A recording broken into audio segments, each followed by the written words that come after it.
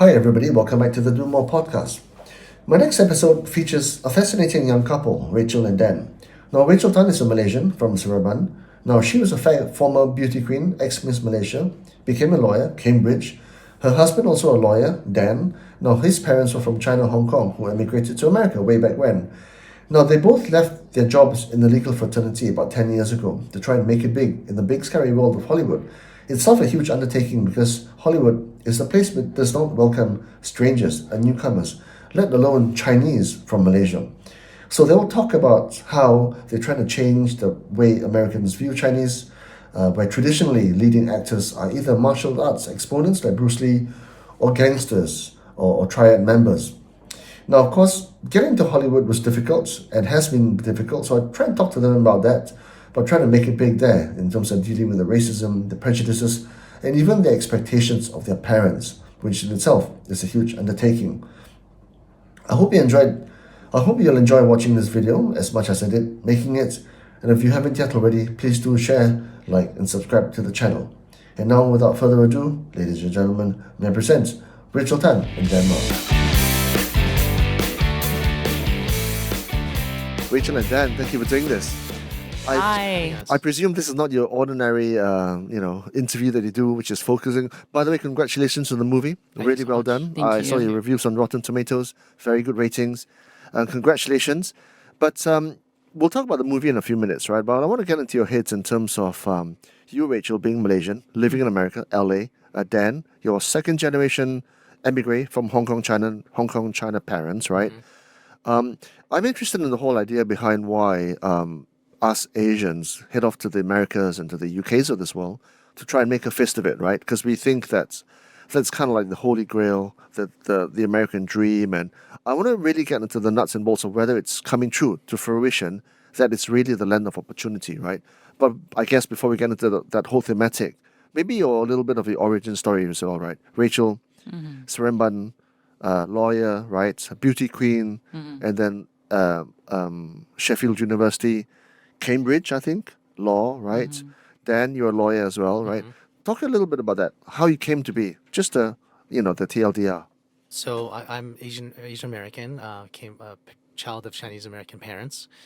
Grew up in California, and then I always had interest in creative stuff. So I was playing in bands when I was a kid. I was very much into like alternative music. When I went to uni, I actually had an internship at a movie studio. It was at Universal Pictures in the production department. And so it's something that I always stuck in the back of my mind. I said, I want to work in this industry. This is something that I'm passionate about. I was a writer.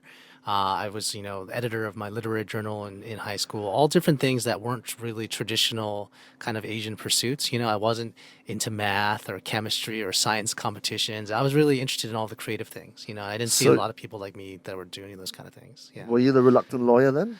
No, actually, it was something that I always thought I would be good at because I was always better in the humanities, and the arts than in science and math. I was always fine in those, but it wasn't really my heart. It's interesting because my dad was actually an astrophysics PhD and professor. Good Lord. Yeah, like my whole generation of Asian Americans, the parents were always incredibly highly educated, and that was always like, I think there's a Chinese saying that said, "Life is a river, education is the boat." Right, and so my parents gave me a T-shirt one day that actually had that saying in Chinese on it. They said, "Here, we got this for you from China." And so I was like, okay, great, yeah, like I'm gonna wear a shirt outside in America in Chinese. I used to wear it to sleep for a while, but that says "Life is a river, education is the boat." Yeah, that's a fast track to getting bullied, right, in school. Yeah, right. I think that was really the mentality though of that generation. Yeah, like and even to this day, you talk to Asian parents, they're like, well, you want to do a career in film. Even just last night we had dinner with people and they were wonderful, and their kid was interested in working in film, and they said, well, what kind of degree do I need to have? And I said, well, it's not one of those kind of industries, So, but in any case, I was always interested in entertainment and creating and writing. So I was an English major in college at Stanford University. And I remember my parents' friends would be very funny about this. They would say, why are you an English major? Your English is already so good. And I had to explain to them, no, this is literature. So studied there, went to law school. I had toyed with the idea of trying to be a writer after I graduated college because I was writing, and I actually got accepted into the Iowa Writers Workshop. They had a summer program, so that's the most prestigious writing program in the U.S. It's a fiction writing program. But I gave that up, and I said, you know what? I should do the practical thing. I should go become a lawyer. This will make my parents happy, to have that parent-approved career. So I went to law school, and even through law school, I said, you know what? Okay, I had that experience at the studio. Maybe this law thing will be my way of getting back to entertainment, getting back to the studio. So that's what I said. I'll get back to that film studio as a lawyer, and I did. So I worked for a big entertainment law firm in LA for a couple of years doing entertainment law and intellectual property. And then after 3 years, I went in-house. So I was an in-house studio attorney at Warner Brothers at the film studio. So this is how you appease the Asian parents, right? You do the law or Yes. medicine thing, but then in the area that you really want, right? Right. Yeah, I think we all have done that. I think she did that as well. Yeah, we've you met know? so many people, so many Asian kids. They In America. yeah, they Okay. have to do what your parents want first, Yeah. and then discover, okay, I still don't want to do this. So you're the atypical brains and beauty, or is it beauty and brains first? Oh, Which one thank is it? you. I don't know. I'd like to think both. Well, my story was that, I was like the student, right? Like what I was good in was just studying. Like that was probably my only skill when I was in high school. Like just keeping happy with scores, So, and all my life they were like, hey, I think you can't be a doctor. You better be a lawyer. Otherwise, be an engineer, be an accountant. The same story, right? It's funny, they say the same in America to Asian American I kids. know. It's like Asian, Yeah. wherever you go, the parents are the same. Yeah, you know? yeah. So, and you like to debate, you like to argue. Maybe you should be a lawyer. So, all my life I thought, okay, yeah, I'm going to be a lawyer. Although my aunt did tell me that when I was 9 years old, I told her I want to be a director. So maybe I didn't know what a producer was. So Yeah. that's interesting. So, I was trying to get a scholarship to England to pursue law, and then I was in a program where if you get number one there, you get a scholarship to King's College in London, and I got number two, but I thought it was a sure win. So it was like a rabbit and hare situation. So I was like devastated.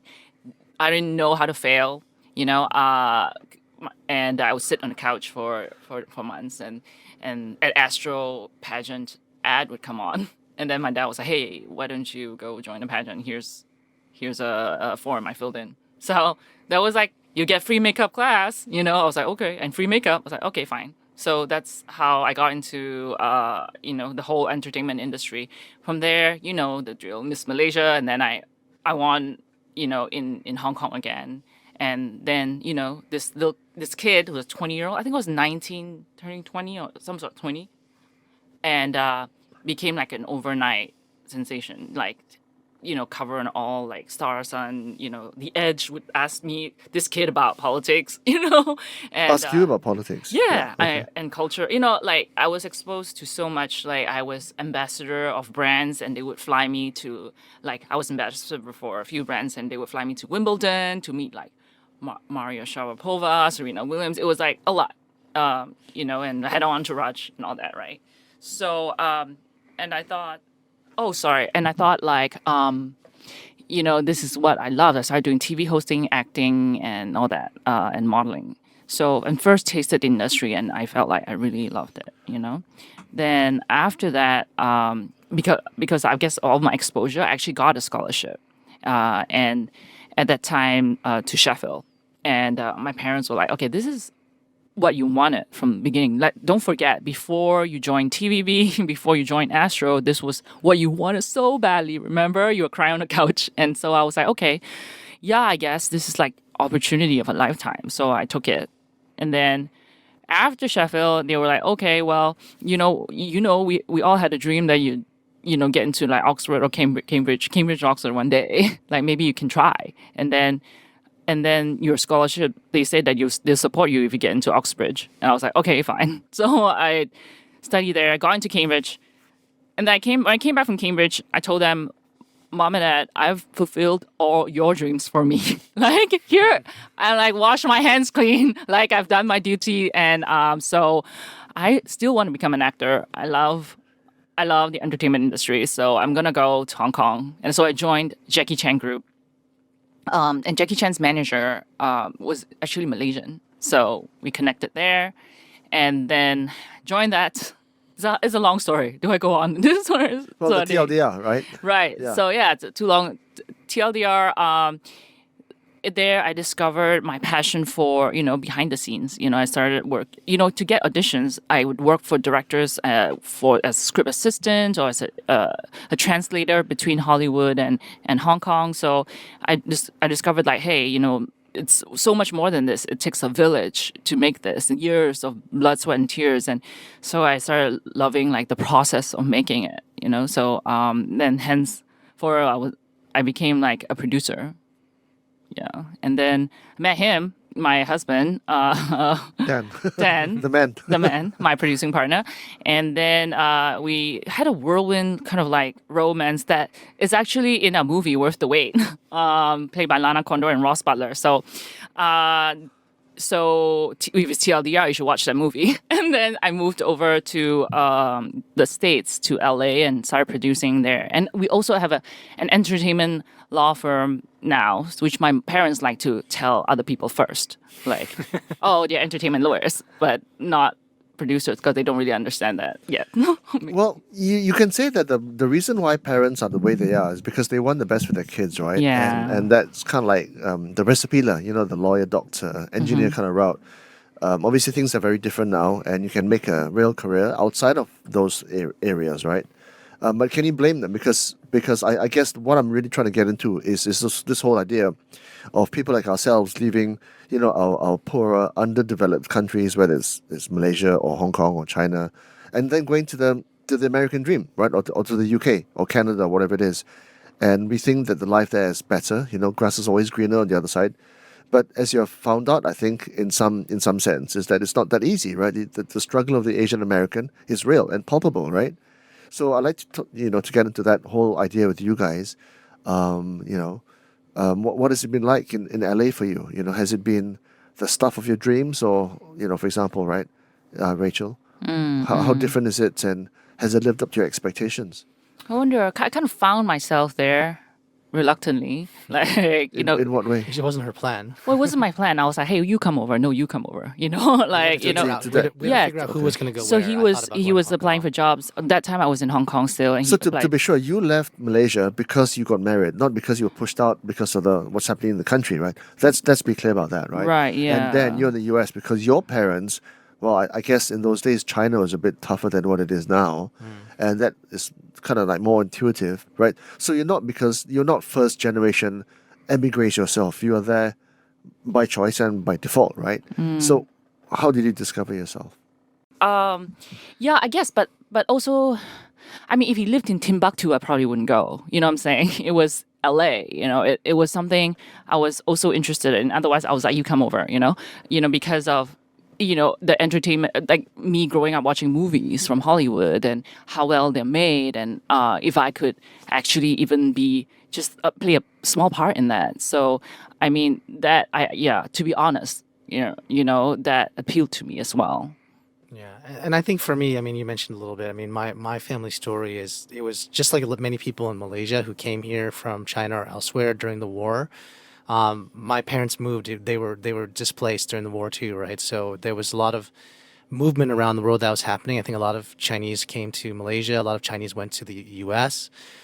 So my parents went there, and I think my family actually is an example that the American dream is very much alive. At least during that generation, it was very much alive. I mean, we weren't the same like some of these founders you meet that said, "Oh, I came with $10 in my pocket," but we pretty much had to leave everything behind, And my grandmother's story was always a very sad one. I felt like because when she left, she said bye to her parents, thinking she would see them again, and because of the closed door for I don't know how many years, decades, she never saw her family again after she left.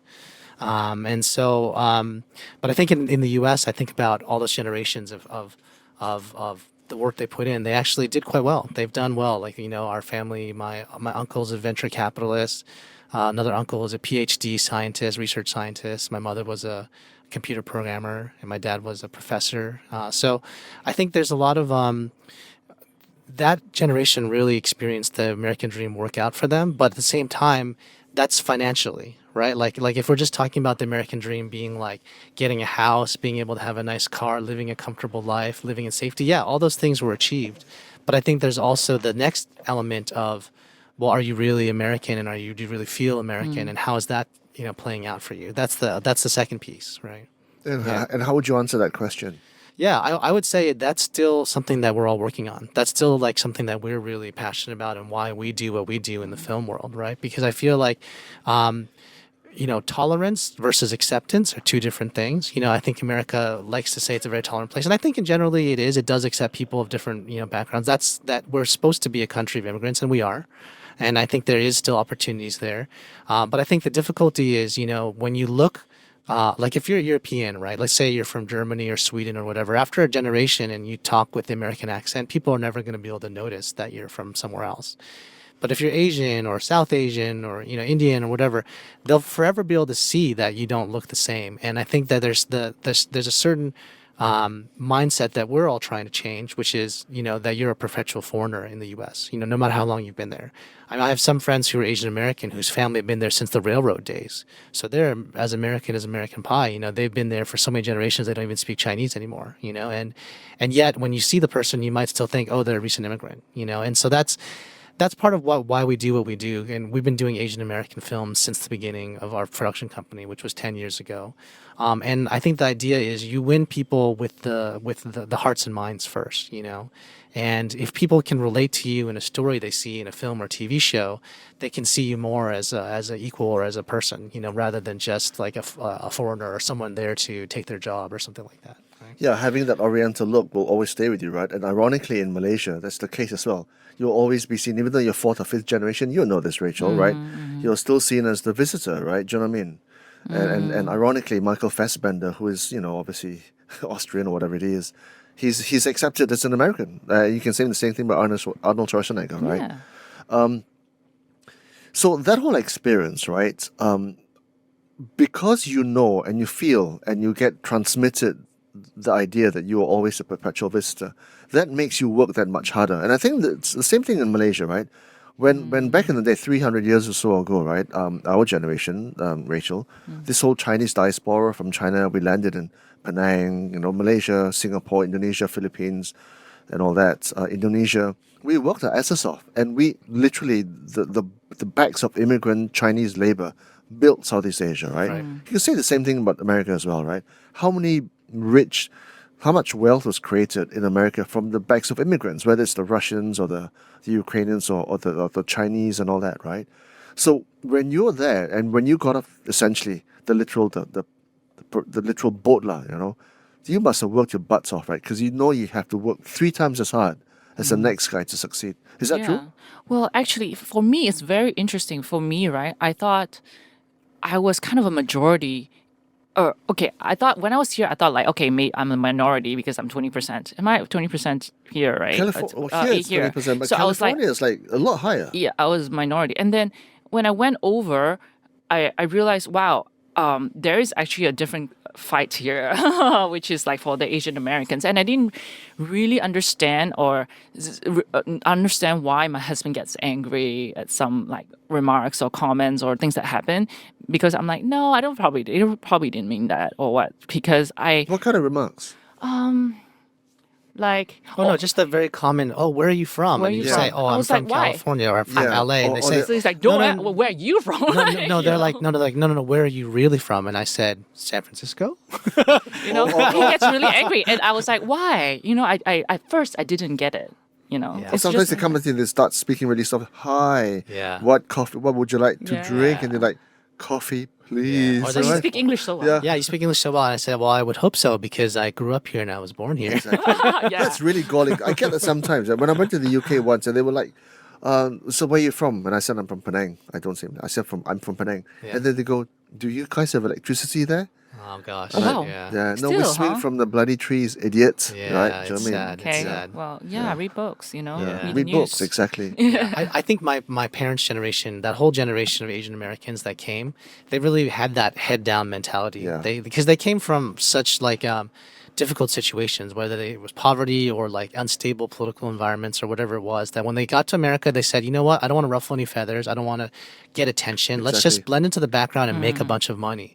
And they succeeded at that. They did. They became very successful. Asians, especially Chinese in America, became very successful in that generation. But the job of the next generation when the torch is passed is to say, okay, financial success is not enough. Now it's like, what are you going to do to impact culture and society? What's you going to like? So that's what we always say. There's like that one generation that are the entrepreneurs and the lawyers and doctors and those kind of people. But then the next generation are the dreamers. They're the ones that can go into the arts like us. They're the ones that can go into politics. They're the ones who can actually affect change and change the way people look at Asian Americans. Because there's still a bamboo ceiling in America. There's still difficulty getting past a certain level. Even for us in the entertainment industry, there's only a handful of people, and it's growing, thankfully. Every year it's getting better. We're having an Asian wave in entertainment, which I think is great. But still, nothing's handed to you on a platter, especially if you're Asian. There's not that many people doing it, and I think it's hard earned, You've got to take it. They're not going to give it to you, right? Right. And so your movie sites, 2,100 cinemas nationwide. That's pretty big, right? Yeah, it was a pretty big release. Talk about that. Yeah. What drew me to this movie really was because the protagonist was Asian person who, and then became an Asian American as can be, who overcame incredible odds. And I thought, like, what you were saying, so much of the United States was built on the backbone of Asians, science, technology, Silicon Valley, everything that we're using on our phones, right? But we don't see them. Jensen Huang is from Taiwan. Exactly. Right? We don't see them. We see Steve Jobs, we see, all these protagonists that don't look like us, and it's not very authentic to not he doesn't represent the whole picture of the contributions or who Americans are or look like. So that drew me to it, and yes, maybe we have many Chinese doctors, and this is a Chinese doctor on screen, but when was the last time you saw a Chinese doctor lead a movie in Hollywood? I haven't seen it, but there are tons of us, yet I haven't seen it. So that was the problem, right? So, and that's why it drew us to this project. Yeah, and that was the interesting dichotomy with Dr. Ming as well, because he's actually super, super patriotic. He loves America. He loves being American, and I think that was really interesting to see, because he's a doctor, a Chinese doctor living in Nashville, Tennessee. There's definitely not a lot of Asians there. I mean, there's certain... Yeah, the deep south, that's unusual, right? There's definitely, there's certain pockets in America where there's a good Asian population, like LA, San Francisco, New York. I mean, there's huge Asian populations. You can be in an Asian community and not even speak English if you don't want to, But for Nashville, Tennessee, to grow up, to be living there and make his career there and yet be so patriotic, that's what we love about him. I personally think he's an American patriot. I think he believes in this nation. He believes in the American dream, and he's also Chinese American. And so I think telling his story is also saying, hey, this American fabric, we're part of it. We believe in this American dream just like you guys do. We care about our children's experience in this country. We want to make contributions, and that's like he's devoted his life to that cause of like finding that middle ground and bringing people together. And I think that's very admirable. Yeah, so Sight is actually based on a true story, right? But just for you guys as well, I mean, how many years have you been in LA? 13 years. 13 years. So describe what life is like. What is a typical life like? What's the American dream? Is it really a dream? How difficult was it, or how easy was it to get your law firm off the ground, and to get a studio up and running, and even talking to talent, right, and hiring people? I mean, Greg Kinnear's in this one, and he's quite a bit of a name, isn't he? Right, Lana Kondo as well in your other productions, right? It's not easy, right? So describe what that whole existence is like. I think, it was very difficult when I got over, because I thought, okay, I have all these degrees. I'll just find a job in a studio, or, I already have someone in the entertainment industry in Warner Brothers, and that's a huge studio. And I went through several rounds of interviews, and I couldn't get a job. Like, that actually go all the way to the COO of a huge network and get interviews but never get a job because like I don't have a JD, which is like the American equivalent of my English degree, right? And I thought, okay, well, that's the end for me in my career. It's what kind of job were you looking for? Entertainment lawyer. I wanted to be an entertainment lawyer because with my background in entertainment all these years and my law degree, I thought I could kind of refuse that. So then one day my friend was like, he was a independent producer. He was like, okay, I did a documentary for a famous director, Judd Apatow, who did like all the huge movie, Adam Sandler, Ben Stiller, you know, huge. So, and he was like, I interviewed all these people like Emma Stone, Ben Stiller and all that, but I never got releases.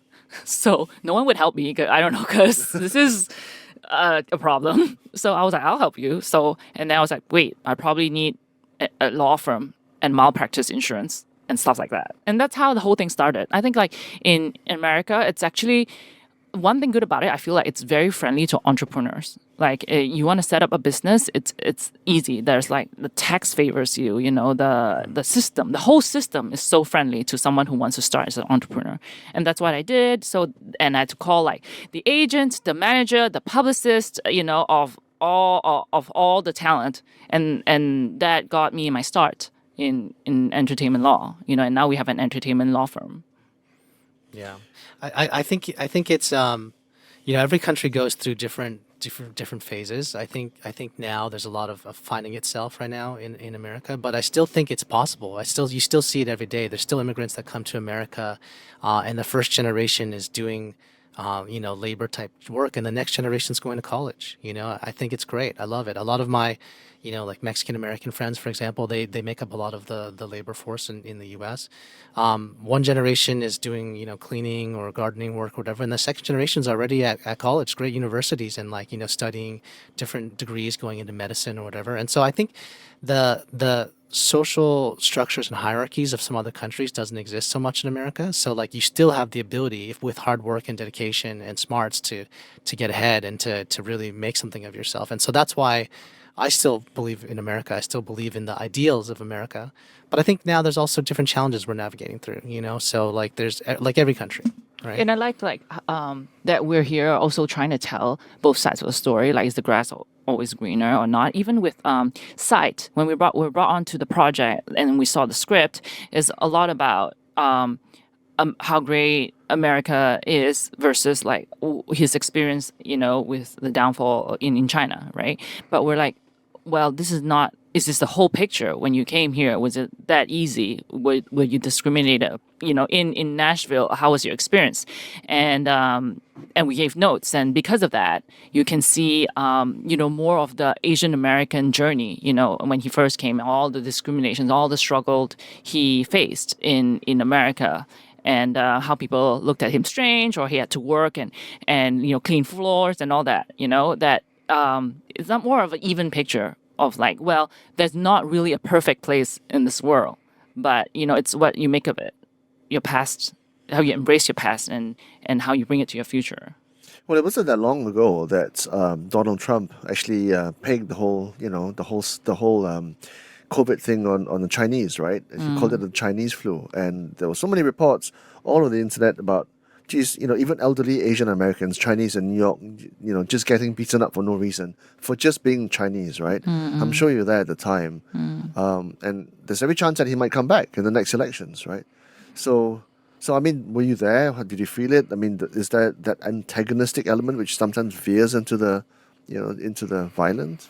Well, I mean, I think, you know, we all had our own experiences during the pandemic. I mean, I know friends that have gotten like screamed at and punched, or, you know, like, you know, yelled at or spit at during the pandemic. Thankfully, that didn't happen to me. I had some, you know, experiences like that, you know, like just wanting to wear a mask to like stay safe and keep other people safe, and having people antagonized for that reason. But I think all that stuff, it doesn't make me say, okay, I hate America, or I hate Americans, or white people, or whatever. It just makes me say, these people need to understand us better. And so that brings me back to what our core mission is as filmmakers. What our core mission is, you know, is to help people see that we're just like them, you know, and our stories, you know, really try to show Asian Americans struggling with the same things other people do, you know, like their hopes and dreams and their relationships and their families. And I think that whenever you see something on screen, it normalizes it. It also kind of helps you have compassion and empathy for that people group. And so with the more characters that we can get on screen who are, you know, Asian American, whether it's in a traditional story, you know, more like Sight, where it's like we've seen, you know, immigrants coming to America and how they've made it here, to our other film, Worth the Wait, that we really purposely didn't make any situations particularly Asian. they are just like anybody else. They're falling in love. They're trying to keep their families together. They're trying to make it, but at the same time they're Asian, and so it's not like anything particularly Asian. I feel like that's the next movement for representation for Asian Americans is they can just be. We don't have to justify why we're getting a story told about us. It doesn't have to be always an epic, immigration story. It can just be that we're part of the fabric just like everyone else and our stories count as well. So now you're quite in a unique position because by virtue of your production company, you can actually produce movies which tell the story of the Asian American. You can help shape narratives. You can help shape how other people view Chinese Asian Americans, right? And so how does that inform the way you write scripts and produce movies? And I know at the same time you've got this whole dichotomy between the literary, critical element, which is important for the story, but you've also got to balance the commercial element, which means having to play into the formulas sometimes, right? So talk about that thinking process. The art versus commerce Correct. struggle, The like eternal age-old struggle. Yes. struggle. Yeah. Yeah, for sure. I mean, we always want to tell Asian American stories that are authentic, right? In authentic ways. And we are looking and actively searching for that, and that's our mandate, right? And then many times we want to, include heads of department or agents, like talented agents, and, because we're telling an Asian story, right? Yeah. So that's like the whole cause-driven, like the thing that we're so passionate about. That's a fire in our heart. But at the same time, we can't be preachy, right? There's no, like, audience don't respond to that, right? The story, it has to be driven by the story. The movie has to be driven by the story, not the other way around. The movie can't be driven by a cause. If it's a cause, then you should do an ad, So that's how we really balance it. Like, the story must come first and the cause follows it. It shouldn't be the other way around. Yeah, so that's how it's a struggle, trust me. Like, art versus commerce. Like, we want to sell the movie because we're responsible to all our investors and everyone who believed in us, who worked on the project, right? Including talent and crew. But at the same time, we want to tell an authentic story, right? Yeah. Something that we'd be proud of and people would watch, and it would provoke minds. It would change, the way people think, or it leaves an impact, artistic-wise. So that's the age-old, like, tug of war, I think, between art and commerce. And I think, for Asian American cinema, for example, there was Joy Luck Club, like 20, 30 years Love ago. that movie, by the Right, way. yeah, it was a great film. But after that, It was almost a one-off, though, because you can't I know. replicate that narrative. No, right? and the window closed for so Correct. long Yeah. until, Crazy Rich. Yeah, We can't let that happen Crazy again, Rich. Yeah, and when you talked about the Chinese, the experience during COVID and all that, right? I think, like, that also drove many people to come out and support, and I saw, like, huge support in the community. I don't know, but Asians have the tendency to keep their heads down and they don't really say anything. They don't want to And- be heard because, like, Yeah. just stay low profile, Yeah. make money, and go home and sleep, right? and they Yeah. care only kind of about their own families. Yeah. They don't go and, like, Yeah. rally and have communities and all that. They don't really do that. There right? was no ALM, right? I mean, Yeah. even though we were getting beaten up, right? Right. Essentially, But they should, right? And because of all those Exactly. incidents, incidences, I see, like, many people, like, community came up, like, tech giants of Silicon Valley started, like, pouring money into, like, helping the community stay safe, a changing landscape of Hollywood because of all that. And I guess it's, a triumph that came out of tragedies, and now we have community support. We have, if we want to fund movies or when we open our movies, seriously, I think that probably a lot of it came from, like, what we experienced in COVID. Like, that rallied everyone together. And I think it was beautiful to see. So, yesterday I was having a phone call with a friend of mine, and he was literally, he's kind of like a documentary film producer, very creative, locally trained, and he's completely despondent because he's going through a real purple patch right now. He's got no money, he sold all his stuff, and he's like 36 years old, got a kid in the house, and he was lamenting the fact that, corporations and basically the entertainment industry in Malaysia has sold him short. He's going to go back into the corporate world. And so many times in Malaysia, for, film directors, actors, script writers, it's very hard to find work. Do you know what I mean? I mean, it's such a small industry.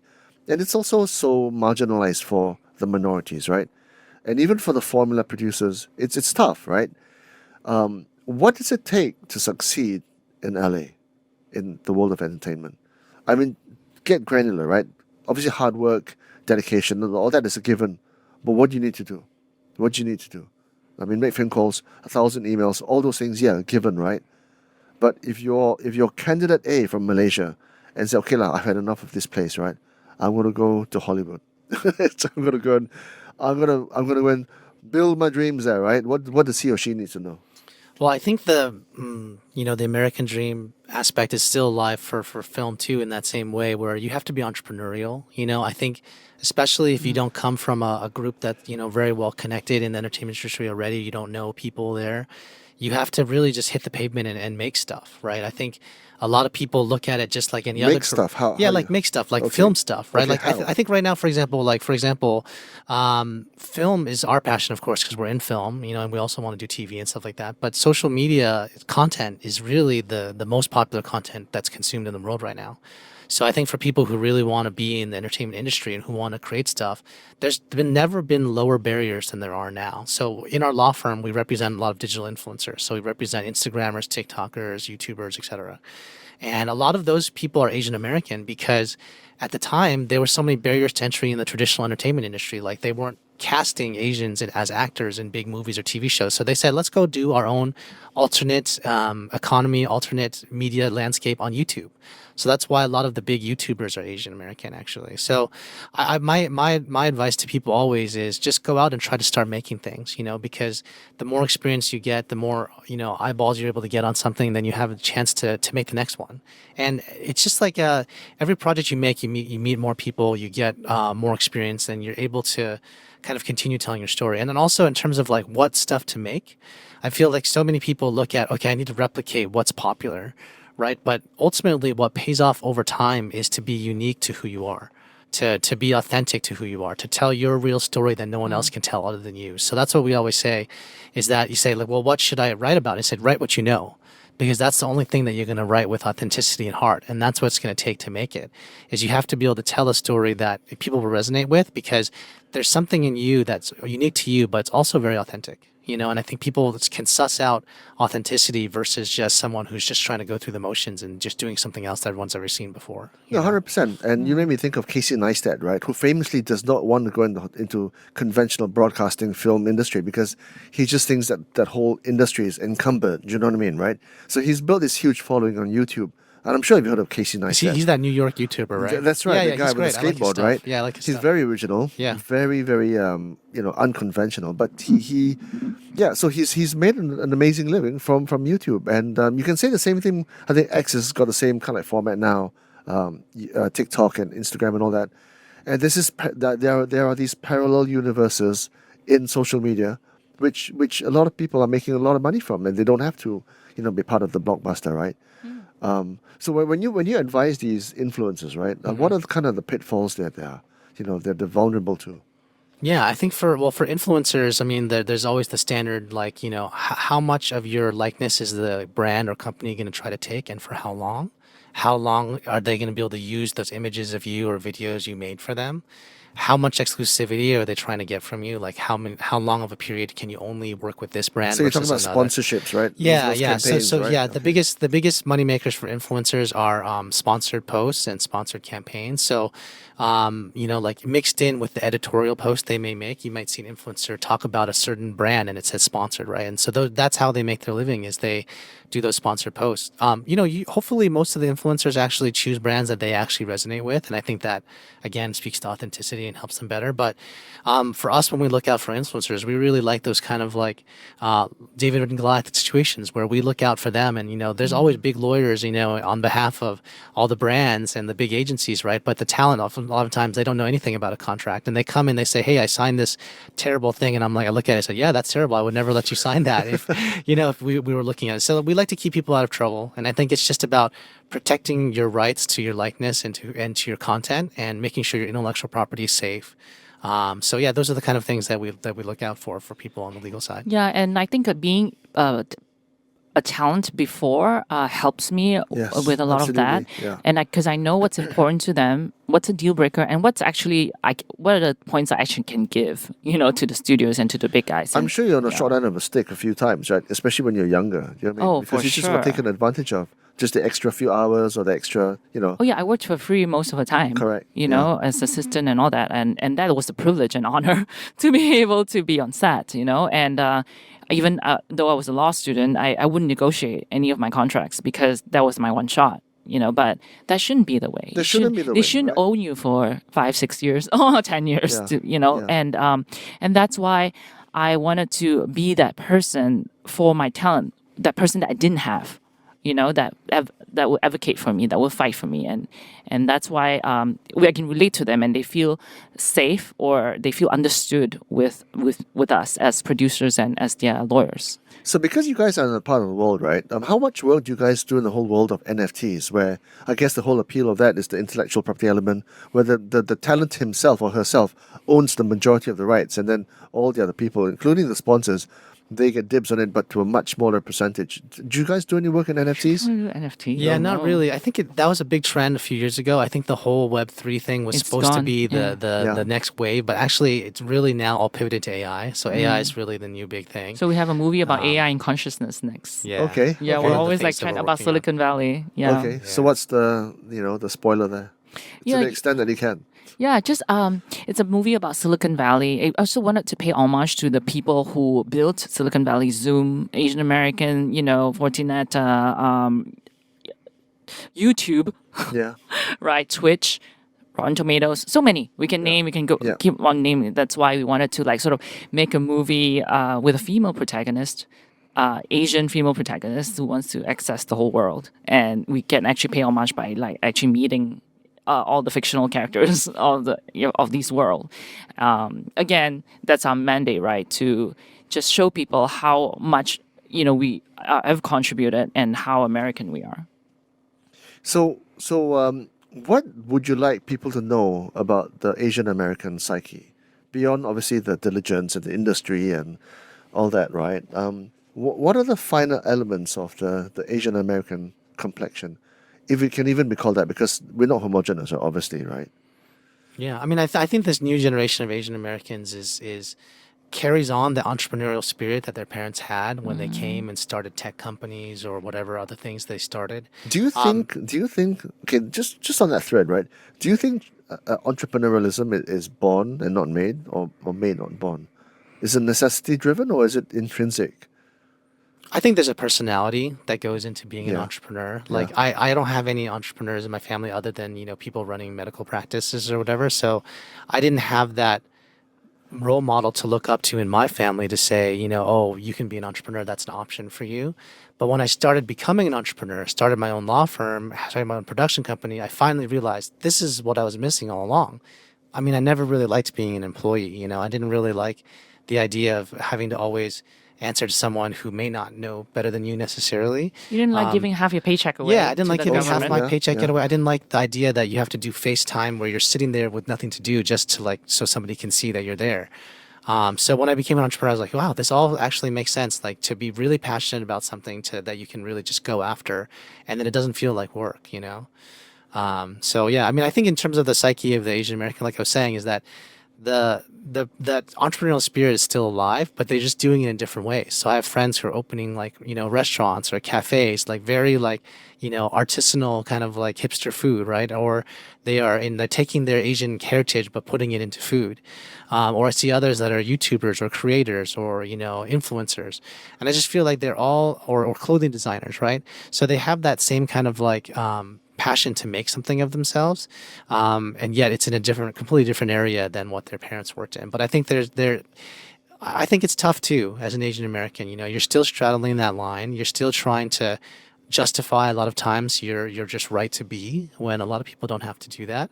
And I think that all the different minority groups in America face some opposition naturally, and some people say, well, Asians are a model minority. You don't have the same problems as the African Americans or the Latinos or whatever. But it's still a difficulty, right? Because there's still limits on what people want to accept you to be able to do and versus not. and so it's still something that we all in this next generation are really contributing our piece. For us, it's media and film. For others, it's politics. You're starting to see more Asian Americans go into politics, which I think is a wonderful thing. And on both sides of the political spectrum too, which we see in this election cycle. So it's actually encouraging. I think he's a good person to ask, right, about being an Asian American. You can go on and on, No, go. Right. I mean, I'd like to And know because there's a lot of context that people in the emerging nations need to know about what it's like if you're there, right? Right. I couldn't understand at first. I was like, what is the fight? I lived as almost a majority to me, right? And I think my whole fight started from a fried rice in preschool. So yeah, my daughter was 3 and she brought like fried rice to school, and like this white kid was like, oh, this is yucky. And she came back and she didn't tell me. She was like, I don't want fried rice anymore. Your daughter. Right. Yeah. I was like, why? You love fried rice. That's your favorite. She's like, I don't want it. I couldn't figure out why. Yeah. Until like one day I probed her and she's like, okay, this is what happened. But she like kind of suffered for a week or two, just in silence, right? A 3-year-old. And then that's it.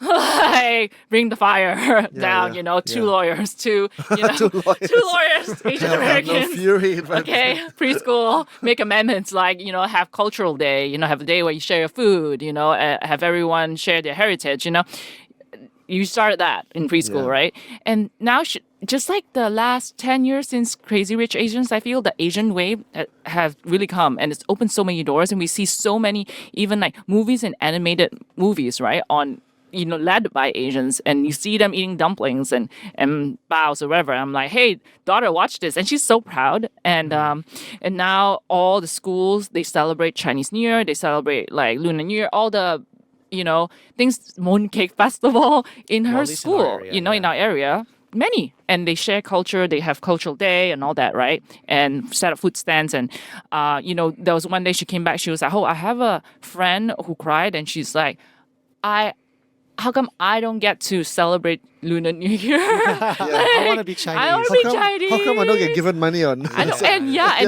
they get red packet, they get $1 from from the school association, from the Asian Parent Association. Like, the people are really rallying behind this cause, and they don't want it to happen again where we're the other, like when crisis hits, and I really see that. I don't see us turning back. I don't see the door being closed again, because we've been like kind of working them.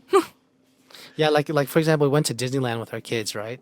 And I remember seeing. How many of you guys got? How many kids? We have 2 kids. Two one kids, one 9-year-old girl daughter and a 2-year-old son. Okay. And we went to Disneyland, and in the stores where they sell all the merchandise, I remember seeing some white kids like holding like the characters from Turning Red, which is a Pixar animation with Asian characters, or they had like a Mulan doll or Mulan like costume they wanted to buy, and I thought, how cool is this? Like, I would have never thought that I thought that it would be like for us, right? Like, okay, this movie is for our community, we'll rally behind. But then actually to see like kids who are just who are Caucasian, they actually like our content. That shows like, okay, it's making an impact. It's making a difference. And even like my daughter was like, oh, I don't want to share about my Chinese heritage. Like it's been done. I want to share about being Malaysian. It's like been done too much. I was like, wow, you are you're blessed. You're lucky that it's been done too much. That now she is proud of being even more different, which is like a Malaysian Chinese. Yeah. So yesterday I should talk about my experience, right? Because I was talking about with another couple of guests, and we were talking about this whole. This US-China trade spat and America and what it stands for. This whole elections is coming up in China, and so the two of my guests were saying that at the end of the day, America's about 300 years old, 400 years old, whatever, right? You're dealing with all your burdens and all your little idiosyncrasies against the civilization, which is essentially many tens of thousands years older than you. And so you want to talk about the clash of civilizations and cultures. There's no contest. Do you know what I mean? Because the way China thinks about the future and the way it plans its strategies, it's a 150-year plan. It's a 50-year plan. It's much further in the future. Whereas America, they're fighting fires that are raging now. Do you know what I mean, right? And so when you both of you at this forefront of culture with your movies and your production house, right? You are a part of the agent of change in terms of the coalescing of cultures between the American culture, for whatever that's worth and what that means, and the culture of minorities, the Chinese cultures, the Latino cultures, the black culture, right? And you've got all these percolating in America, And at some point in time in the future, it's going to be some kind of culture which is a mixture of everything, right? What would you like that culture to be as one of the, chefs of this, of this cauldron? When you said that, something sparked in my mind where you say China is all about long term, right? So like now suffer like susah dahulu, like senang later. But then like everyone is kind of suffering through that whole implementation of your policy through COVID or through whatever you're trying to change for the future, right? Yeah. And then, but your mindset must be we are whole. We're a whole, and we move as a whole. Like we're a community first, me second, right? Yeah. But in America, it's me first. My dreams and like the stories I want to tell, my personal entrepreneurship, our freedoms to personal not wear a freedom, mask. our rights, our voice are first.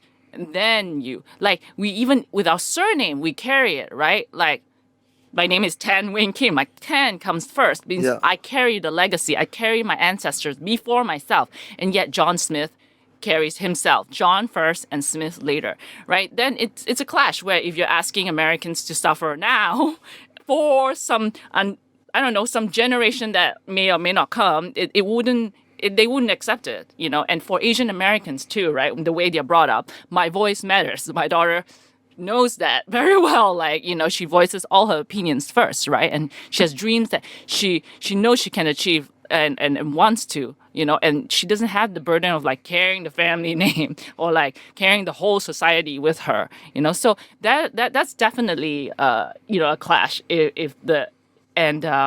feel like Culturally, yeah, for it's a bit shocking for people in Malaysia. Like because we purposely bring our children home to Malaysia every summer because we really want them to know their Malaysian heritage and know their culture. It's really important to us so that when they have those kind of like fried rice experiences at school, they have something to say. No, I've been to Asia. I've seen how modern it is, how cool it is, and I've seen that their malls are better than ours, that their buildings are more nicely designed, they're more advanced than us in many ways. I want them to have that security to know.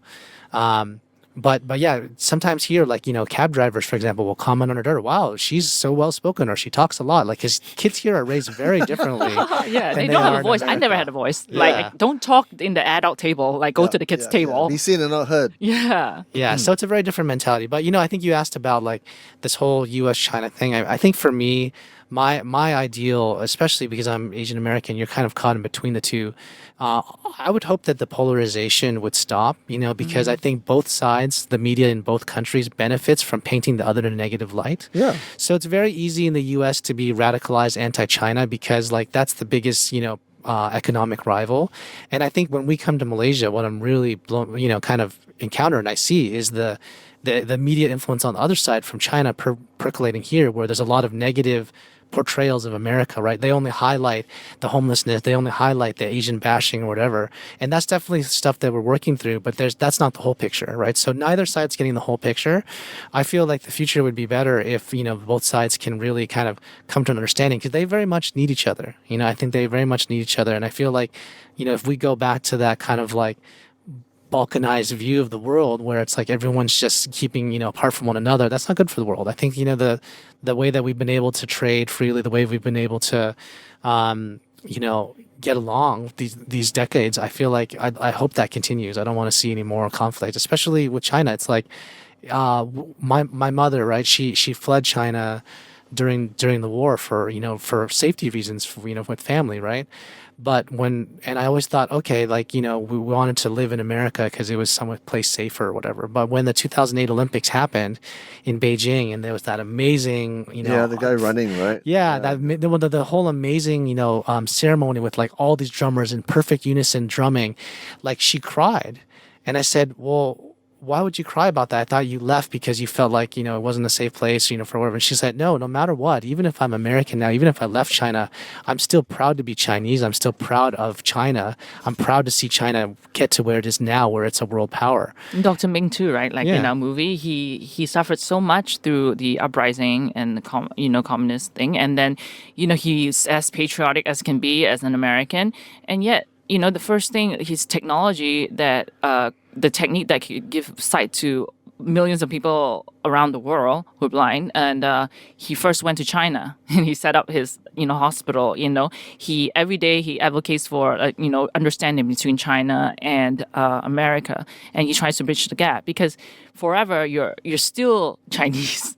right? Yeah, you can carry what they see the do. same thing about Malaysia, right? A lot of Malaysians, what we call the brain drain. You know about this, Rachel, right? 1.5 or 2 million Malaysians have left Malaysia because of the shit show here, right? And then yet intrinsically in their heart of hearts, they love Malaysia.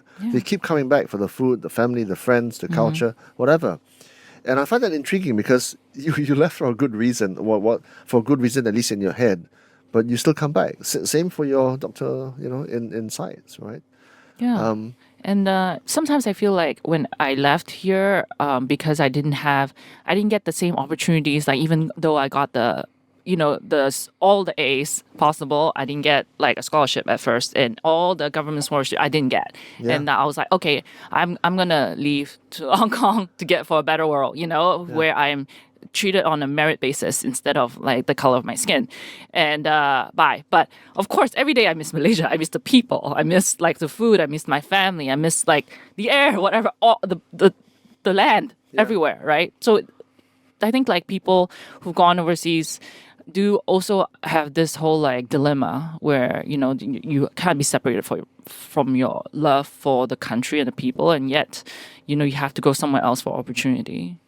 Yeah, and so one of the reasons why we're doing interviews now for Rachel, I feel, is she wants to give back, and I think in that way we're trying to find that next generation of Malaysian filmmakers, Malaysian writers, people that we can really bring to the world stage, because I feel like the film industry here is really starting to make strides, and we'd like to see it to do more, and whatever we can do to contribute from our unique position of straddling East and West, that's something that's always been on our heart to do.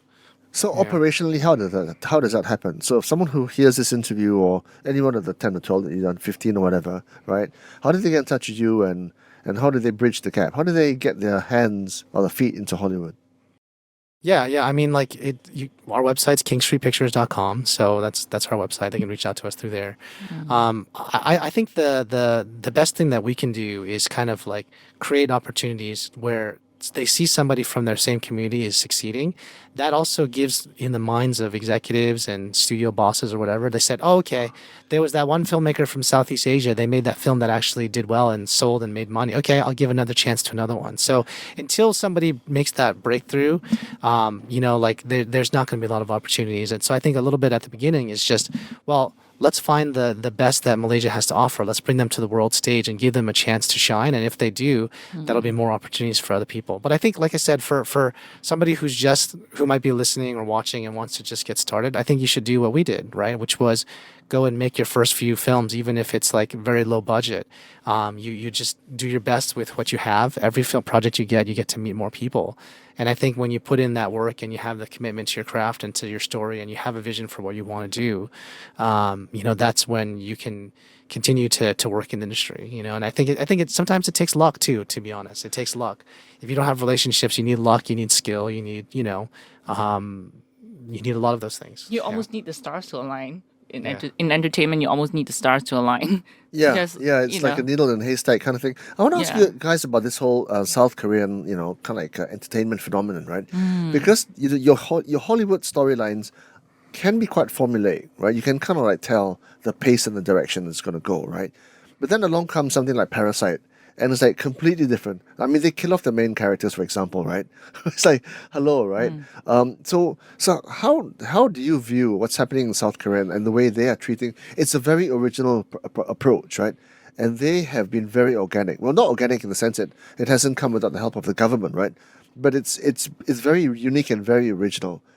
What are your thoughts on the South Korean entertainment industry? Two things. First, about the government, extremely insightful, like farsighted. Exactly. South Korean soft power is amazing now, right? Like our government, I think, don't invest US enough. or Malaysian? US don't invest enough in arts. And really to support the local industry. They don't realize that this is actually soft power. Maybe they realize it, but they don't support it. But look at like how the rising of South Korea within 10 years. It's cool to be Korean. Like my daughter was like, "Oh, are we part Korean? Because Blackpink is Korean, Right. But 10 years ago it wasn't cool. And how? Just because the government had a vision to invest in media, and that shows the power of entertainment industry. Like that shows how within a short period of time, even less than a generation, things can turn around. And then tourism. everything Korean styles. Yeah, that's okay? a huge multiplier. Right. And why don't we see it yet still? Like It's intriguing that you say our government, and then I asked you, and then you said the U.S. government. Yeah, okay. Well, So you've got your green card. You've done the conversion already. yeah, the green card. Yeah, Yeah, sure. yeah. But then it's our government. I'm Malaysian, right? Yeah. But both sides, neither the U.S. or the Malaysian government, give any kind of like. Well, they No, pay lip Hollywood service is now, pretty right? supportive. Like, it's the biggest industry still, right? Entertainment. And I feel like when you talk about Parasite, I see, great strides. I'm so proud of them. Squid Ink, they opened so many doors. Correct, and but in the US, I still see one of the highest qualities like movies come by. They are in Cannes. They're probably not in Malaysia because these movies don't sell internationally, or they don't make the numbers. They don't make Cannes box is not office. about the commercial. Cannes is about the art, right? Yeah, about the art. Right, Like, yeah. Parasite. Yeah. But Parasite did well on both, which is intriguing, that's true, right? Right? Then you win big time, right? big time. Right. Yeah. And I see.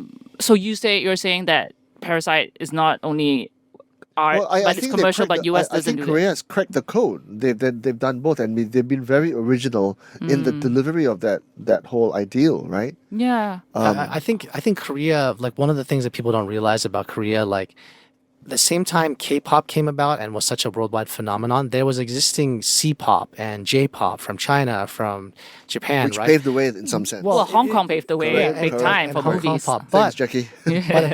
but at the same time, there was like a very kind of like traditional old school approach to all of those other countries' music, for example. But the reason why K-pop really became so cutting edge was because there was a lot of cultural interplay between the US and Korea that people don't really know about, especially in the entertainment in Korea. There was a ton of travel between LA and Korea and Seoul, for example, because a lot of the artists, like the rappers or whatever, the K-pop singers, they would go and spend time with producers in LA, or the Korean American producers would go back to Korea and work there. So I think that benefited them to have that, learning from another country, sort of like how China, learned a lot from Hollywood in the film business, and now doesn't really need Hollywood anymore and can make blockbusters on their own that are of the same quality as US films were. But I feel like, in terms of Malaysia, I mean, I'm not a Malaysian, but I feel very, like, I love Malaysia so much because it's my wife's country. My kids love Malaysia. I would say, just learn what you can from the best. If it's your film industry or whatever, try to take the best from there and then build your own, market, which they really are doing. And it's very exciting to see. Like, we've been part of the MIF Fest this year, and they're celebrating a lot of the successes of the Malaysian film industry, which I think is great. So I think it's it shouldn't necessarily be like, hey, we have to be separate from the world. It's like, embrace the US, embrace that market, embrace what you can learn from other cultures to be able to build your own industry here. And I think it's something that is exciting. Honestly, the theaters here are nicer than the theaters in the US. I think that's a lot of people that don't realize. I was like, The whoa. infrastructure in Asia is by some order of magnitude superior to the UK and the US. Yeah, oh my gosh, like Orem theaters and TRX, I was like, wow, like this is Right. like there's Right. Look Yeah. at the airports, just land at Kennedy or land at, but because they were built first and long I mean, ago. you learn that Heathrow is a shit show. It's a complete shit show, right? You know that, right? Yeah, but because they were built first, Yeah. and then we're like, hey, now we're building a new one. We build it better, right? Yeah. So I guess the question for me for you both is that because you're the kind of like the one of the first waves, thanks to Crazy Rich and all the other. So you are kind of like you can get to shape that narrative. You can get to shape that whole movement, and it's a privilege. It's a privilege and a responsibility as well, right? And so right now, sight might be still a little bit formulaic. Chinese doctor, medicine, the professions, right? And then AI, thematic. Again, thematic and narratives, right?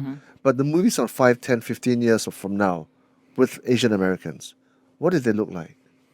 Well, I hope they look like just like any other films with any other ethnic character. I think it looks like the next film they will have, Worth the Wait, where we're just Asians falling in love. There's nothing Asian, intrinsically Asian about it. We're just people, and we don't have to be defined by the color of our skin. Like, oh look, she's authentically eating jiaozi, like dumplings, or like look, she's going to a house and she's taking off like shoes, pen there, or talk about my immigrant experience, which I love. By the way, I love those movies. Minari.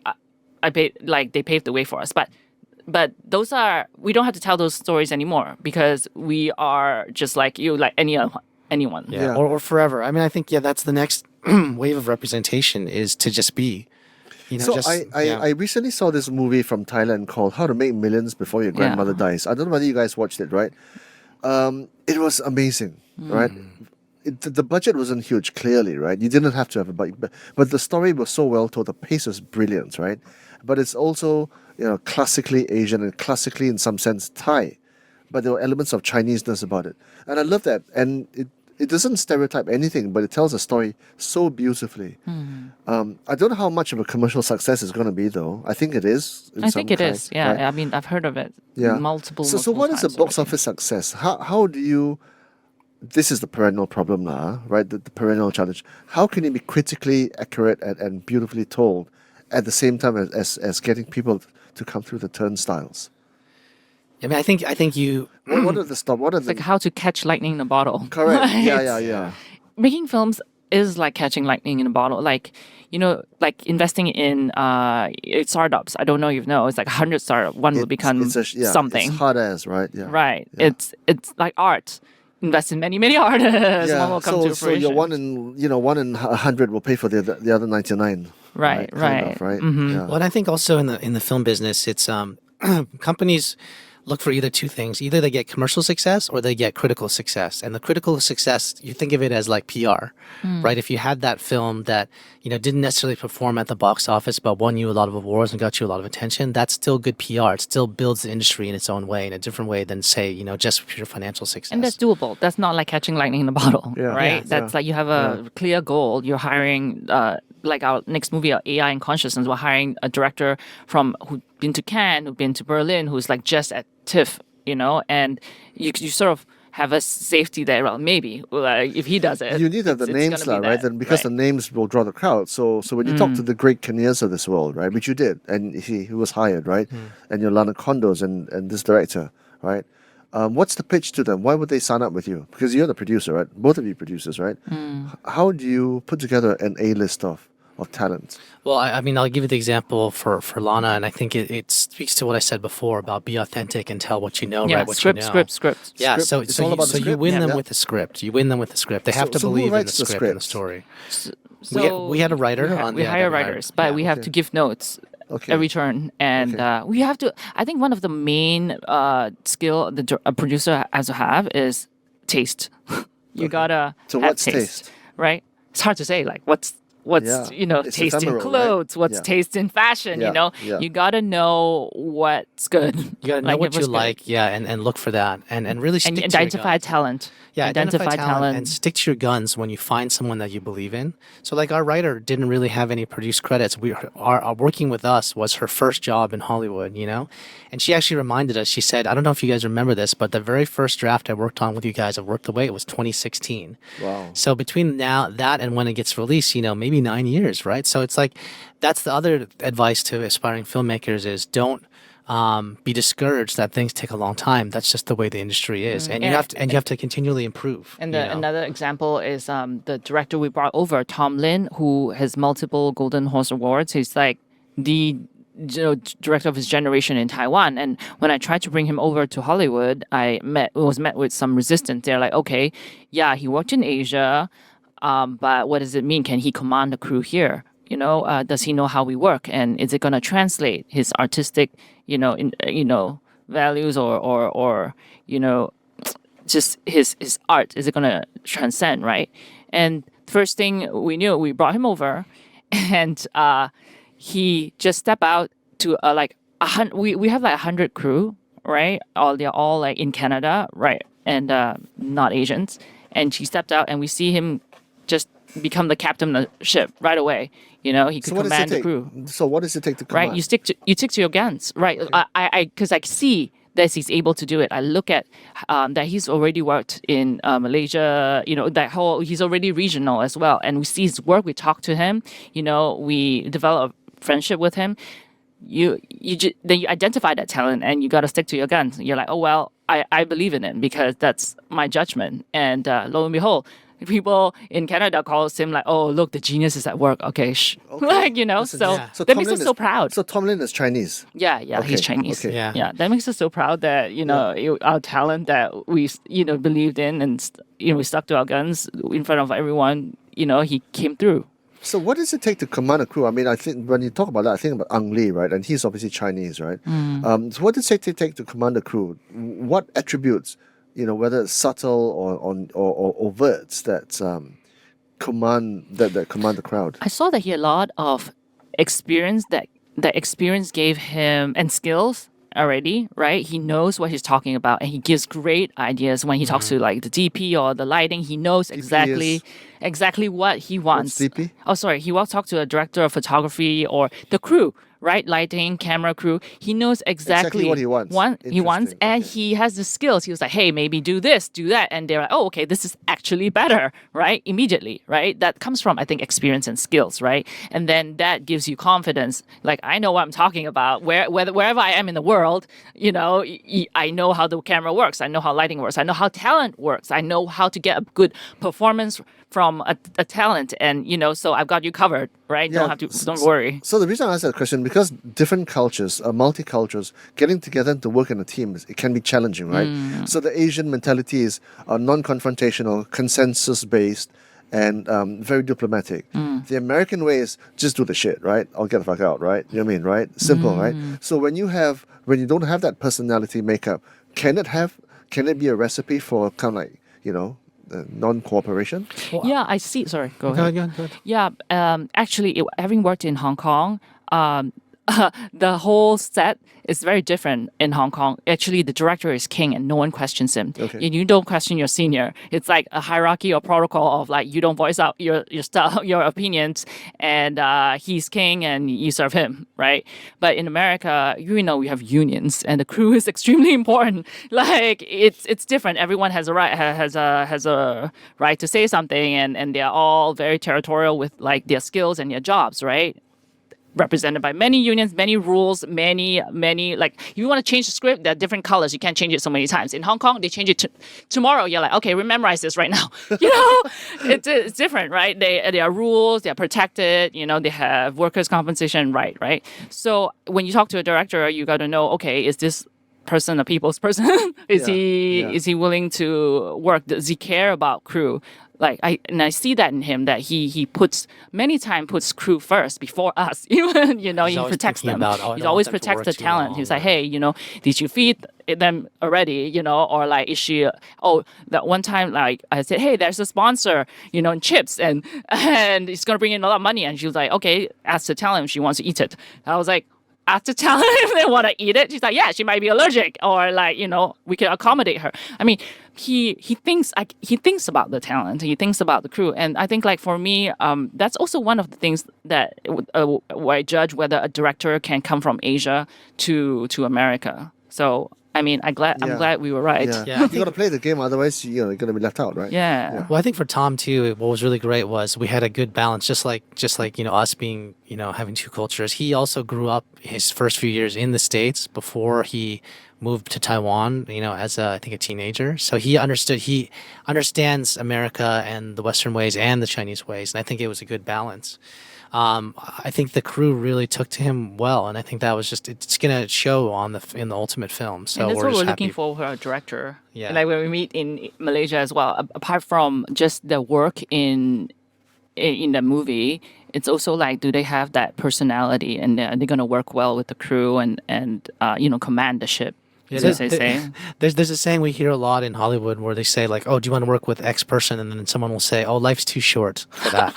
Right? Yeah. So because Your reputation precedes you. Yeah, every film that you take on, right, takes so many years to get off the ground and get made and get released. You have to spend so much time with these people and so many years. Like life is indeed too short to work with, a-holes. So you really want to work with people that you like and get along with. And thankfully, we really had that experience on Work the Way, where it was just like, even all the talent, like, and led by, Lana being just a great number one on call sheet and just kind of like setting the example for everyone.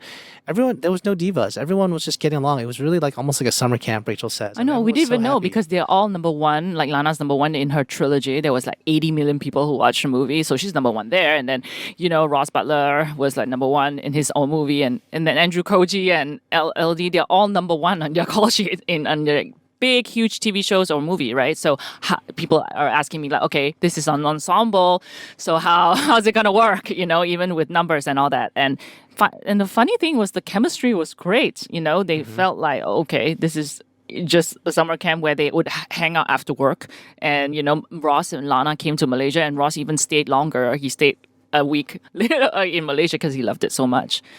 Yeah, and he really had fun kind of ribbing Lana too, because one of the things that we did to make it culturally Malaysian was authentic food. So we shot a scene in Jalan Alor, and we knew that we were going to have Lana. Jalan Alor. Yeah, Jalan Alor. Jalan Alor. Yeah, No, and you went to Jalan Alor. Yeah, and we had and it's funny because they're in a sea of people, right? Yeah.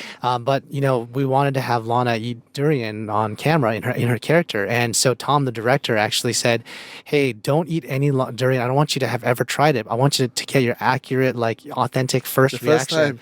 And so that she had never eaten Brilliant. it before, and the first time that she actually ate the durian on camera, that's what's in the movie. Holy shit, brilliant. So we see her authentic reaction, and the funny thing about it is, Ross was always he's part Malaysian. He loves durian, right? So he would always eat durian in front of her to try Tempt to her. tempt her and say, So "Oh, she this knows is the so." smell already. Yeah, Okay, yeah, okay. yeah. She was like, So did no, she like it? don't. You have to watch our movie I to get to watch see the it. movies. How do I get to watch Yeah, well, so we're in post production. We hope that Okay. we're meeting with distributors now. We So hope this that is it'll worth be the wait, released soon. right? Worth Yes. the wait. it? Yeah. So when is it coming out? Yeah, so it'll probably be next year at some point. So we're hoping that we have a release here, and then also, will be released in the U.S. as well.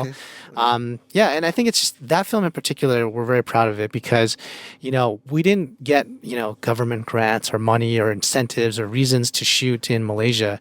It was just purely I think us loving this country, especially Rachel, just loving her country, patriotism in that sense, to just bring Malaysia to the world, this culture that we love so much that we want to show people. And I think that's something that they'll get to see in the film. I hope that it leads to more tourism. I hope it leads to more interest in Malaysia as a country. And I think even with those two stars of ours that came here, when they posted on Instagram about social media, like 1 million people liked it. So I think it's just like To whatever. 13 million followers. That's Yeah. not bad. That's not bad. Yeah. Yeah. So whatever we can do to like shine the light back here, great. We'd love to do it because it's like it's a place that needs to be celebrated more. Yeah, I'm sure the wait will be worth it. Yeah, it'll be worth the wait. No pun intended. So the business of filmmaking, just what end with that, right? Obviously, you guys have to make it work from a commercial perspective. You told me your law firm actually makes as much money or more than, is that right? Yeah. Yeah. So it's almost like a thankless job, in some sense, right? Yeah. What are the headline details in terms of film making? Making a film in America. How do you put it together? Because I've always wondered what a producer does, right? And I kind of have an inkling, like executive producer, right? You got to find the talent, you got to find the funding, you got to get the distribution, got the promotion. So that whole element, right? What's the need to know basis here? Well, TLDR again, right? So because our job is too long and tedious. First, you have to identify the project, and then So from there. the theme, the mood, the story. Yeah, right? you have to find the story, whether it's in a book or you see it in a script or you see something happening and you want to bring it to life, So right? You there's- meet a person. There's two of you. Yeah. Okay, so and then that's you the like creative the story, producer. right? Which you Yeah. see, okay. Yeah, that's like the creative side of the producer, the creative producer.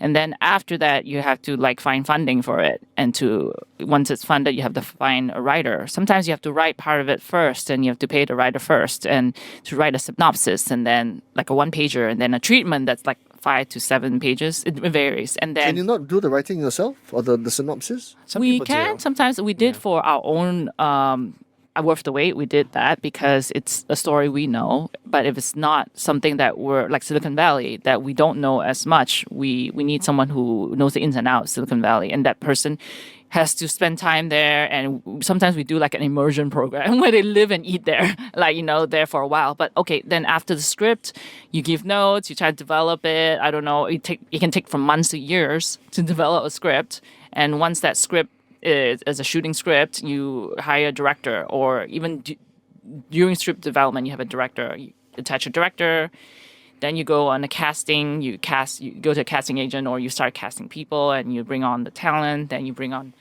the crew, and sometimes like financing is due. It's conditioned upon a certain cast. Kinnear or Lana Condor, I don't know. Then it all comes in. So it's all a chicken and egg situation, and you're all like juggling all this in the meantime. And then after that, you assemble the crew to shoot. And then that's a whole process of like head of departments and you're shooting. And then after that, you go into pre-production where you get ready for shoot, you go into production, then you start shooting like, I don't know, 16 hours a day. And every single day is like a battle. You have to finish that day or else, I know, you lose 80,000 US. Or, And are you guys on set as well? We're on set. In the weeds, day. right? 16 hours a day, Wow, okay. right? I mean, not And, all producers do that, but we're very hands-on. because we can't lose a single Yeah, yeah, single not one day. day, right? If we Yeah, lose a day, 80,000. I'm just saying. I'm throwing yeah. out numbers out there. It's 100,000 US. You lose it, right? And it's so important. Daylight work, chasing daylight all day, right? And then you think, okay, after shooting, that's the end. No, then after that, the producer goes on to like post-production. They hire the whole post-production team where you hire the best editor. Then it goes into like, sound, color, so many. Like score. Yeah. We work with the musician, like composer so much. And you oversee all that. And then the movie's done. Then you have to take it to market, right? You have to take it to festivals. You have to you're like, oh, I hope this child that it was conceived from like an idea that people would accept it in like, if you're going the festival route, you take it to festival or you take it to studios, you take it to distributors, right? And then you hope you find the best home for it. Right, and then after that, you think your worries is over. No, you see how the audience receive it. Right? The critics, the reviews. The critics, oh my the God. reviews. Yeah. It's never ending. So that's why, like, the Best Picture award for Oscars and all that, it goes to who? The producers. It don't go to anyone else because, like, the producer carried it as a CEO all the way from infancy or from an idea to the end. It carries it through. So how is it important? How important is it to get the first couple right? Then it gives you a track record. Because you can't have like lemon, bomb, and then like, you know what I mean? It's hard, right? Because they don't, right? Yeah. So how is that process? I think it's really rough on talent and directors when you don't have a success. Yeah. Because they always say you're only as big as your last movie, right? I think they get blamed, fairly or unfairly a lot of times for when something is successful or not. Thankfully, as producers, getting the film made and even to begin with is already such a success in the Don't lose industry. money. Yeah, like losing money, yeah, definitely you don't want to do that. But I mean, at the same time, like I think producers, thankfully, like you can have longevity in the industry just by making stuff because it's so difficult. Like, so many people, 100 people will try to make a film and like only one will make one because it's just so arduous and takes so many years to get it off the ground. So thankfully, I think you build a track record by even getting stuff produced, I think is something that, Just that is an achievement. yeah, even that. But I think just like Rachel said, like before anyone was there, the producers were there. After everyone leaves, the producers are there. That that's what we're experiencing on our films. But honestly, there's no other job that I'd rather do because you as the producers get to champion causes and material. Absolutely. And that's Right. a high calling. Yeah, like so if there's something that you really feel like the world needs and you want to put it out there, you have that power to get it made. And so in a way you're an entrepreneur of ideas. So at King Street size, right? What's a typical cost of production? I mean, the whole initial outlay, and what would be a box office success for you? I think every film varies, and I think we're still growing, in our budgets. I think that in Hollywood, the budgets are much higher than they are here in Malaysia. But I think it really varies. You have films that are like, less. So, for example, Sight, right? For example, what was the, both numbers? Yeah, so we it's not common in the industry to share the exact numbers, but I think it's squarely within the kind of like independent film budget ranges. Single digits millions? Yeah, so I mean we just don't In yeah USD yeah or in ringgit? Million. Yeah, US in dollars. Yeah. I think so. So budgets are something that are just kind of like closely held. It's usually confidential. But I would say that the typical independent film can be anywhere from like as low as $1 million up to like $10 or $15 million US.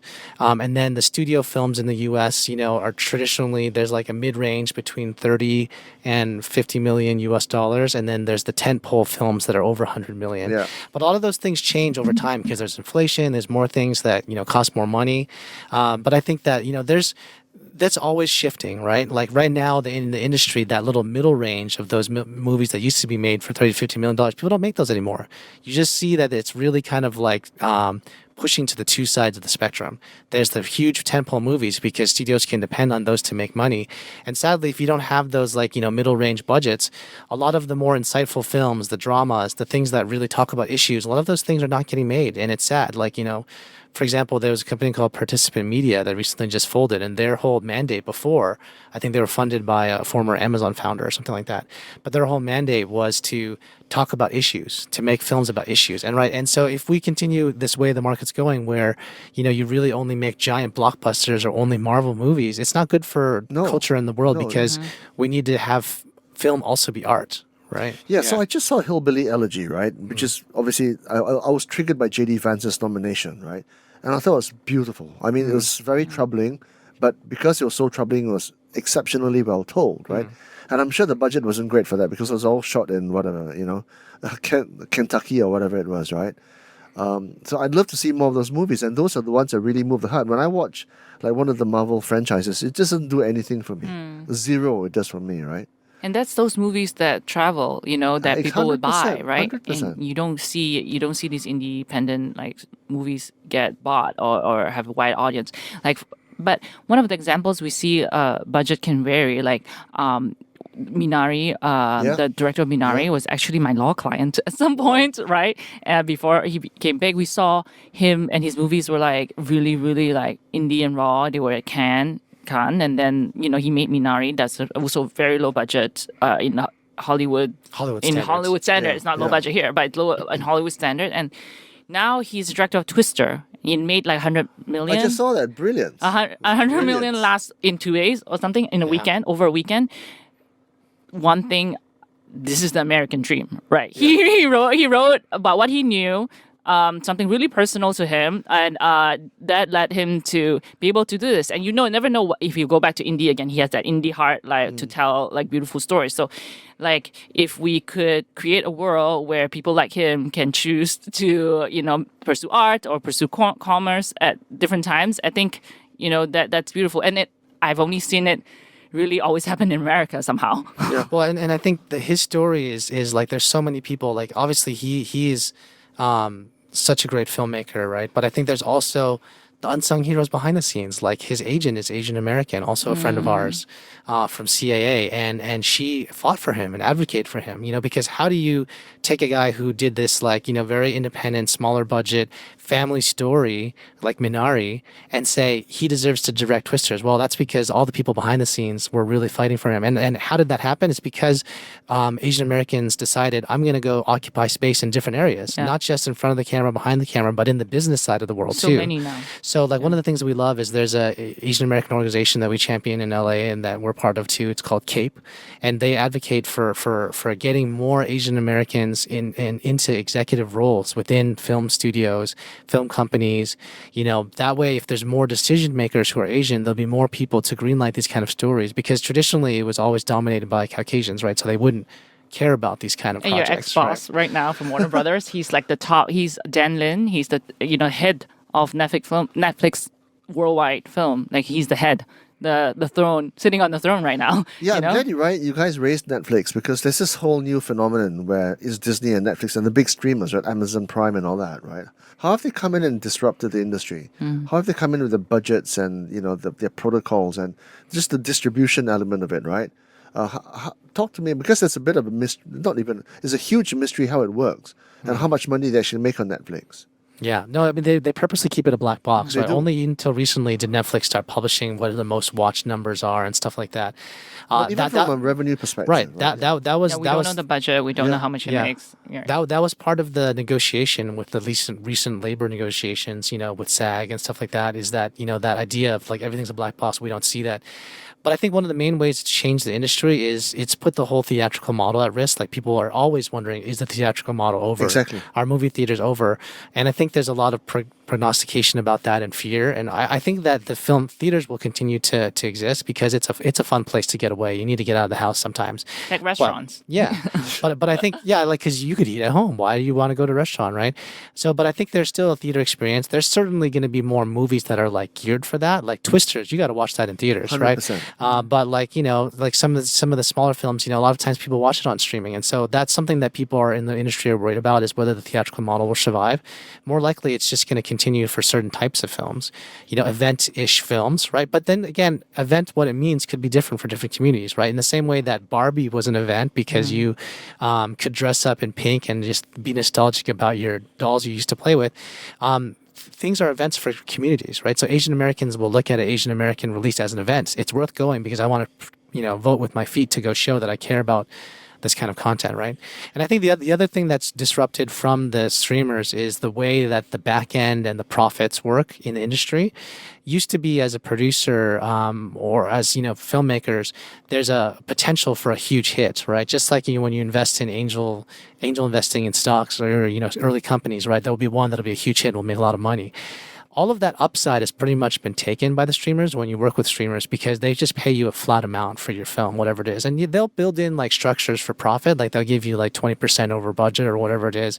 Like they'll give you like certain built-in margin, and that allows people to keep working. So in a way it's good, but in the other way it's taken all the upside away for people. So, it's given more security, but it's also like, changed the way the business works. And that also changes ultimately what kind of content is made. Yeah, so from your perspective at King Street, right, would you go for the safety of a streaming deal, or would you, obviously you have done your own individual route thus far, but, have you what's your thought process in terms of whether you want to talk with an Amazon Prime or Netflix?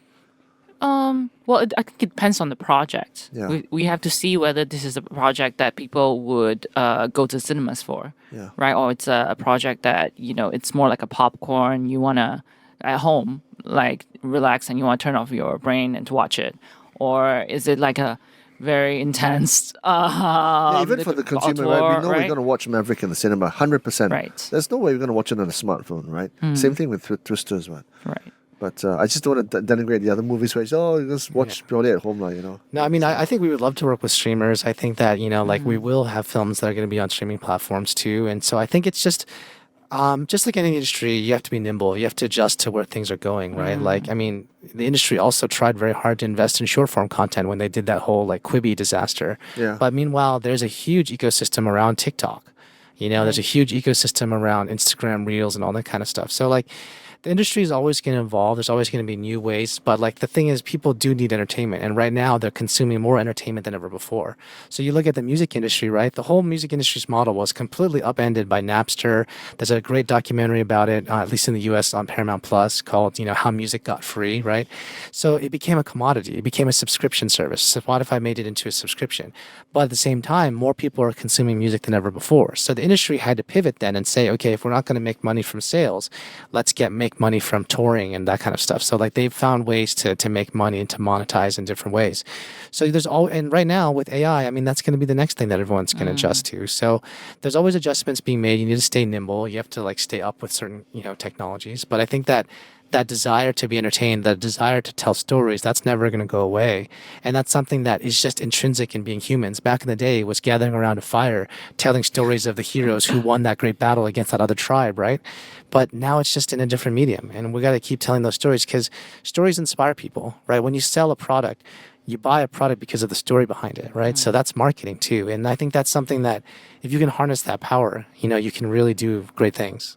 Then I think you're a natural storyteller. Wow. So I don't think we could have had a better ending, a better narrative to the end of our discussion. Yeah. Both of you, thank you so much. Thank you. Congratulations again on the Thank movie. you. Best of luck for the future, and I hope to chat with you again. Thank you so in much. Whatever, 1, 3, 5, 7 years from now. And maybe by then you'll have your blockbuster. Who knows, right? Yeah. And it could be on the scale of Wakanda. Who knows, right? No, the with sky's the limit. right? Exactly. So good luck. Thank you. Thank you you. both. Thank you much. Thank you very much. Hey, thank you.